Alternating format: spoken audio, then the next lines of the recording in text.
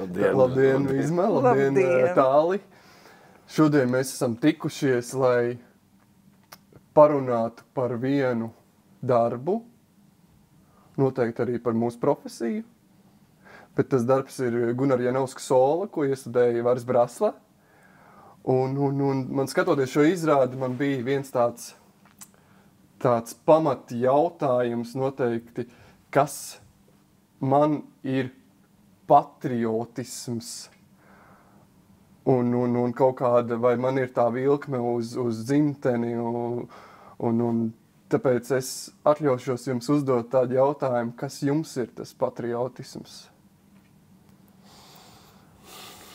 Es varu teikt tā, ka es nāku no ģimenes, kur vēsturiskā patiesība bija pilnīgi skaidra. Viņa mājās netika par to runāts, bet un līdz ar to patriotisms tādā nozīmē. Skaļos vārdos es it kā par to nemaz negribētu runāt. Viņa vienkārši ir vai nav. Tāda ir mana atbilde.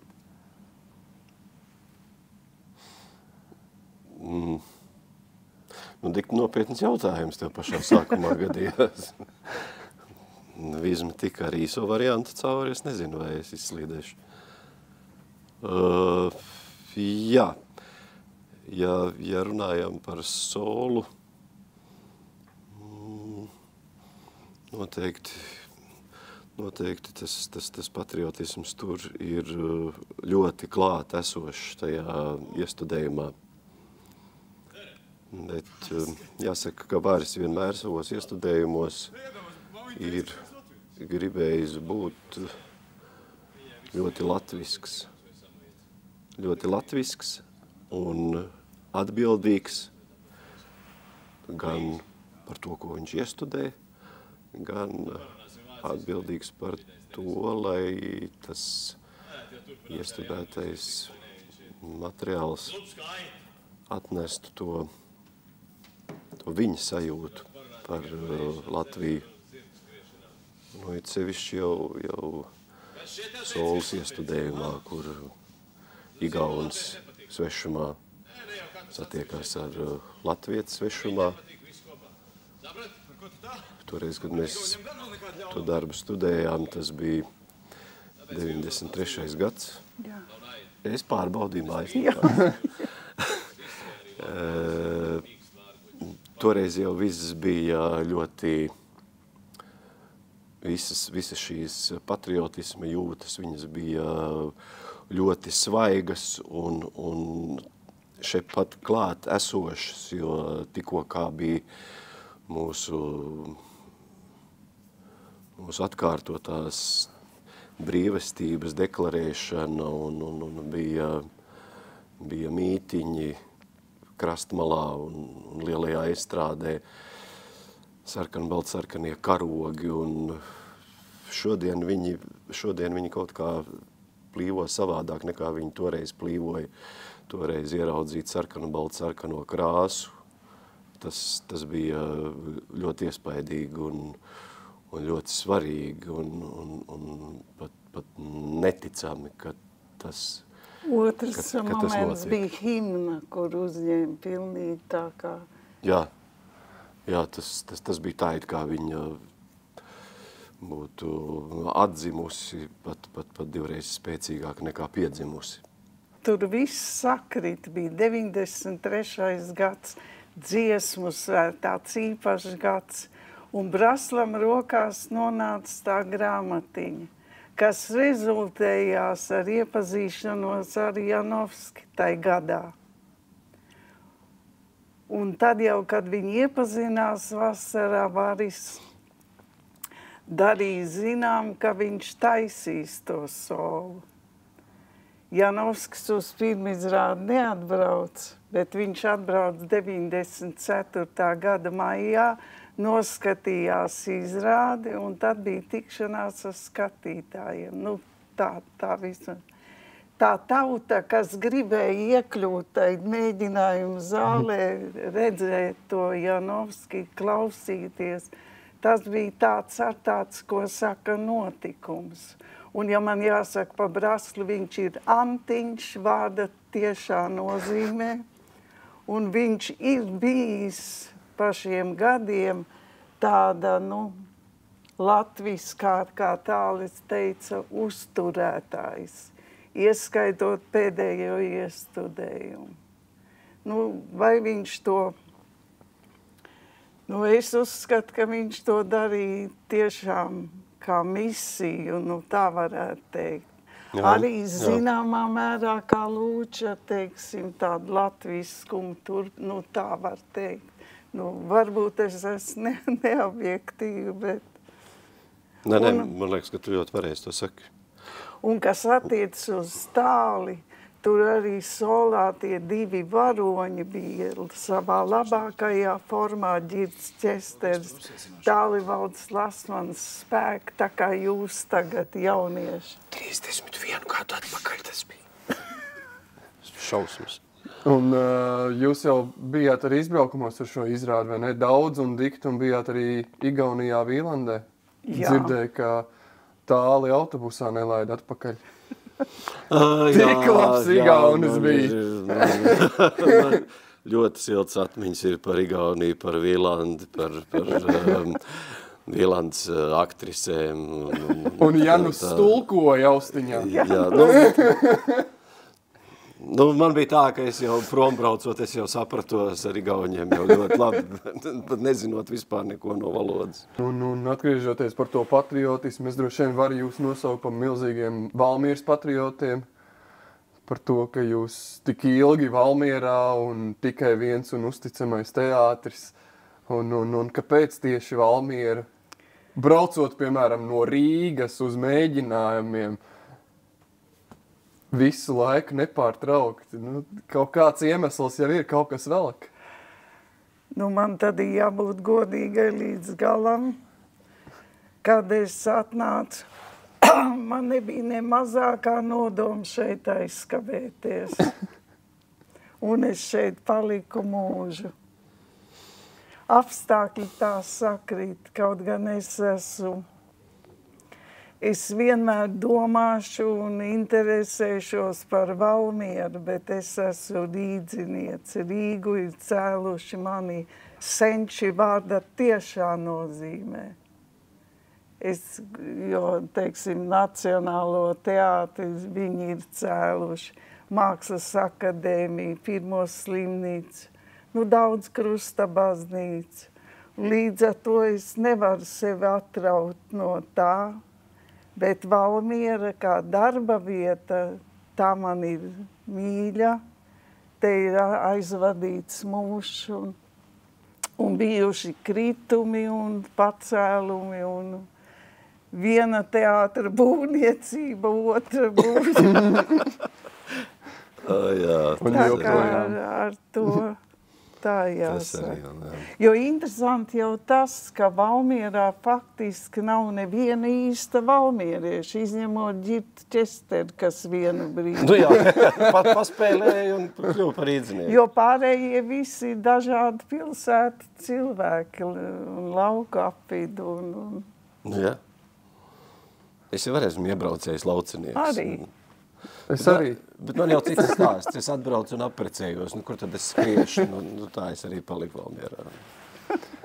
Jā, un runājot par vari, es tā skatījos, kāpēc tas vīrs nedod tās galvenās lomas? Vai šis jautājums? Tālim, piemēram, Gunara Janovska romānos abos divos galvenā loma. Nē, es teikšu, tā ir no viena grāmja otrā. Kučinska Liepājā tas ir pa daudz nonsens. Kalne Valmierā atkal neder, kaut kur ir vajadzīgs kaut kāds vidusceļš. Un Braslam, piemēram, kad dod krustbērnus, ja, atnāk kurs tagad, kur Elīna un krustbērns un sūts visiem dod dāmām tos, pienāk pie manis teiks tā, nē, Vīzma, Nu, jūs esat tomēr varas sieva, nebūs labi, ja jūs būsiet krustot. Par to man neatļauj. Nē, es domāju, ka viņam ir kaut kāda pārspīlēta. No otras puses, tā es ļoti daudz viņa lugās esmu veikusi mazus uzdevumus, ko varbūt cits ar gariem zobiem, es ar pilnu atbildības sajūtu pēc labākā varianta. Tā teikt, domājot par viņa kopdarbu kopumā. Nu, tā es varētu. Mājās droši vien saka, tu taču liela loma. Mājās es esmu galvenā.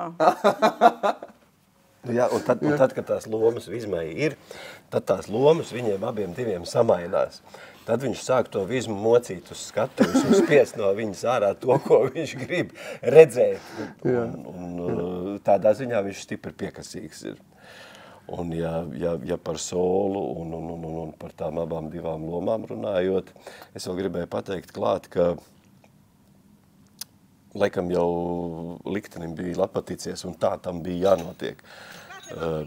Vārim ar Janovsku bija jāsatiekās, tāpēc, ka viņi abi divi ir tik līdzīgi būtībā pēc savām kaut kādām tādām sajūtām. Jā. Man šķiet, viņos ir kaut kas tāds tik kopējs, kas nevarēja nesatikties vienkārši ar to Janovska cilvēcīgi atturīgo eleganci, ar to, kā viņš kā vīrs sevi tūre, jā, ar to dziļo inteliģenci, ar to, ko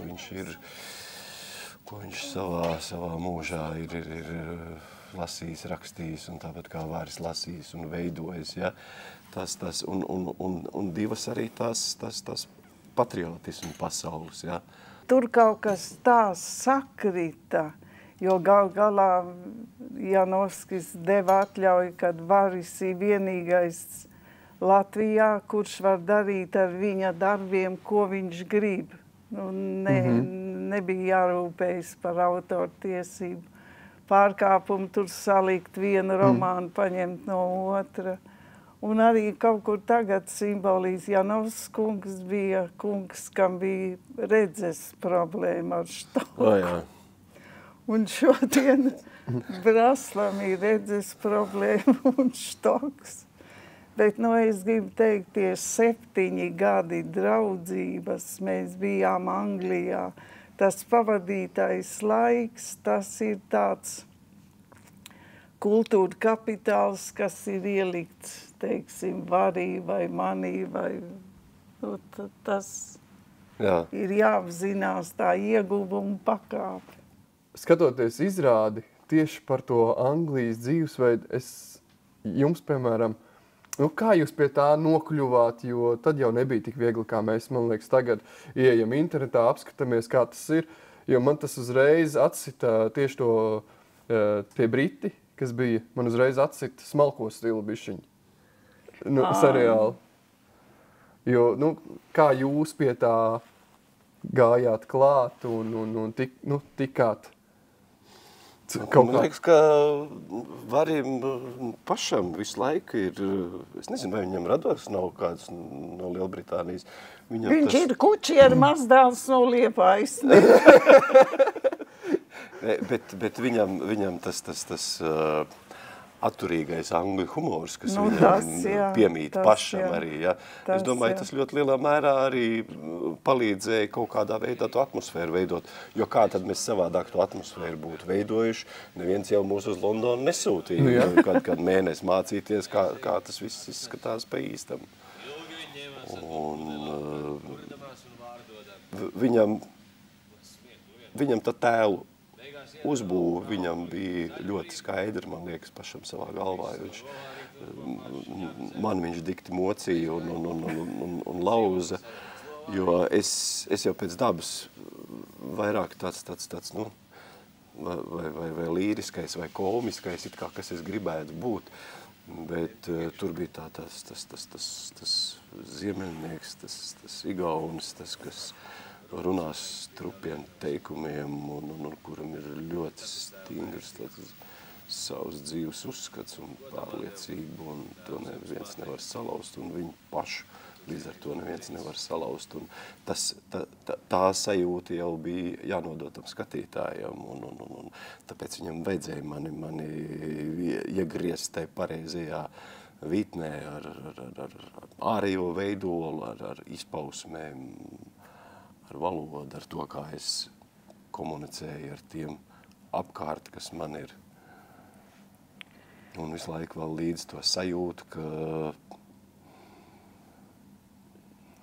es labprāt būtu bijis Tallinā, nevis, kur es esmu. Jā, bet, Runājot par humoru, Janovs kungs vienmēr mēdz teikt, vai tad angļiem tāds humors ir.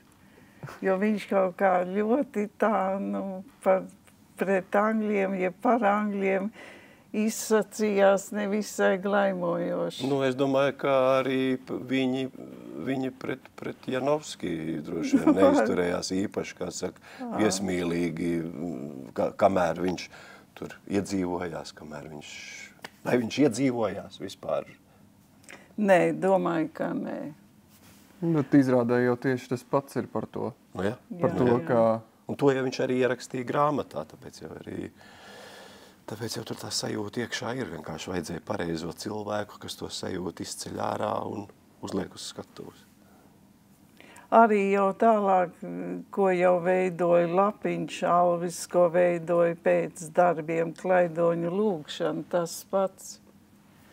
Un solu runājot, beigās ir Igaunijas himna, ja? Un tajā laikā latvieši to uztvēr, viņi dzirdēja it kā skan ierakstā igauņu himnu, bet katrs latvietis to uzņēma, viņš dzirdēja latviešu himnu. Jā. Tā sajūta bija tāda. Un sabiedrībā vispār valdīja, un tā himna bija tāda, tā kā jauna, un gribējās viņu dziedāt, jo vairāk, jo labāk. Jā, mums viņu izrādes beigās mēs viņu paši aizskatuvē dziedājām. No visā māmaņa run. Ja vāris būtu jānosauc vienā vai divos vārdos, kā jūs viņu nosauktu? Oho. Es jau teicu, ka viņš savā būtībā ir ar īstu Latvijas izpratni un sāpi. Jā. Tas laikam ir visprecīzāk un... Jo arī visa viņa biogrāfija akcents ir likts uz latviešu dramaturģiju. Jā. To es esmu pamanījis. Tu prasi divos vārdos man arī īsti nesanāks. Vismai nesanāca, bet viņai piedodams, ka viņai divos vārdos nesanāca. Jā, viņš ir ļoti vīrišķīgs. Viņa lēmums par to, ka viņš uztaisīs savu pēdējo izrādi, un tā būs viņa pēdējā izrāde, tas ir ļoti vīrišķīgs lēmums. Tas ir ļoti, ļoti grūti, man liekas, to ir izdarīt, un par to viņu var tikai apbrīnot. Un līdz ar to mēs norunājām, mājās tas bija izlemts jautājums, un mēs norunājām, ka tajā brīdī karjeru beidzu arī es, bet es nospēlēju to izrādi līdz pēdējai izrādēji. Tā kā līdz ar to mēs abi divi pielikām punktu. Jā. Kas aktierim ir savas dzīves laikā jāizdara obligāti? To, ko viņš dzīves beigās saprot, ka viņš nav izdarījis.